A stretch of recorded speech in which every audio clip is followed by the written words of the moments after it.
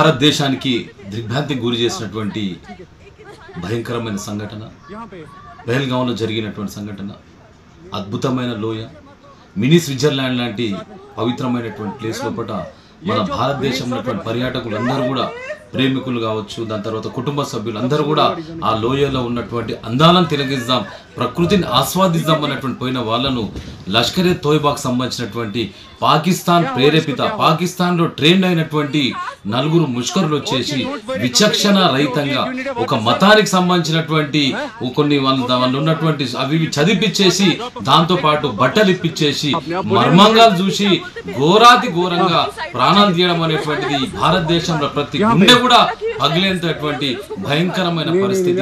ఇప్పటి వరకు చాలా శాంతి శాంతి శాంతి అనేటువంటిది భారతదేశం కూడా ఎన్నో సందర్భాల్లో శాంతి కోరుకున్నది.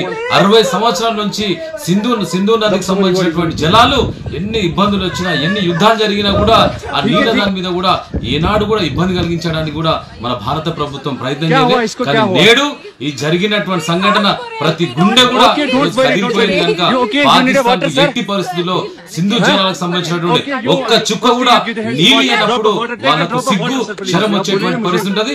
అయినా కూడా రాలేని పరిస్థితుల్లో కూడా ఈ లష్కరే తోయిబాకు సంబంధించినటువంటి ఉగ్రవాదులు ఐఎస్ఐ సంబంధించిన ఉగ్రవాదులు ఈ రకంగా చేసేటువంటి ప్రయత్నం చేస్తే ప్రపంచంలో దేశాలన్నీ కూడా కలిసి పాకిస్తాన్ ను ప్రపంచ పటంలో లేకుండా చేసేటువంటి సత్తా దమ్ము ధైర్యం ప్రతి భారతదేశం ఉన్నటువంటి ప్రతి యువకులకు ఉందనేటువంటి దాని మీద ముంగడుకోదాం.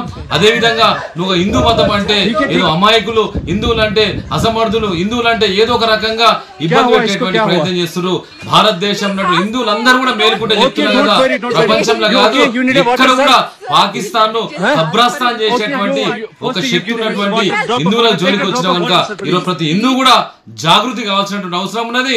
ఈ రోజు కశ్మీర్ లో జరిగింది, రేపు ఇంకో దగ్గర కూడా జరిగేటువంటి పరిస్థితి కనుక ఒకటే ఖీర్ మాంగేతో ఖీర్ దేంగే, కాశ్మీర్ మాంగేతో చీర్ దేంగే అనేటువంటి దాని మీద ప్రతి యువత కూడా ఈరోజు ముందుంటది. ఖచ్చితంగా మీ భరతం బెంగాల్లో కూడా జరుగుతున్నటువంటి సంఘటనలు చూస్తున్నాం. ఇవన్నీ చూస్తుంటే రేపు బెంగాల్లో జరిగింది, రేపు కాశ్మీర్లో జరిగింది, రేపు హైదరాబాద్లో జరుగుతుంది, రేపు ఇంకో ప్రాంతంలో జరుగుతుంది కనుక ప్రతి ఒక్కరం కూడా జాగృతి అయిదాం, చైతన్యవంతం ముంగడుకోదాం. భారతదేశం అంటే ఒక గొప్ప దేశం, భారతదేశం అంటే ధైర్యం, హిందువులు అంటే కూడా హిందువుల సత్తా దమ్ము ధైర్యం కూడా చూసేటువంటి ఒక రోజు రావాలి.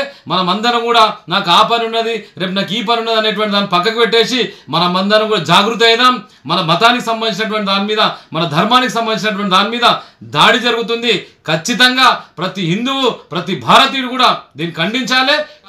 తెలంగాణ యువజన సంఘం తరఫున సవినయంగా తెలియజేస్తున్నాం. మేల్కొందాం, ఖచ్చితంగా ఈ ముష్కరను ఏరేటువంటి ప్రయత్నం చేద్దాం, ముంగడుకోయేటువంటి ప్రయత్నం చేద్దాం. ఈ పాకిస్తాన్ లాంటి గుంట నక్కలను, పాకిస్తాన్ లాంటి విషపూరితమైనటువంటి దేశాన్ని మొత్తం కూడా కుకుటి వేల నుంచి తీసేటువంటి ప్రయత్నం చేయాలని చెప్పేసి ప్రతి ఒక్క యువతరం మేల్కొని జాగృతి అయిదాం అనేటువంటి విషయాన్ని నేను మరొకసారి తెలియజేసుకుంటూ సెలవు తీసుకుంటాను. జై హింద్, జై భారత్.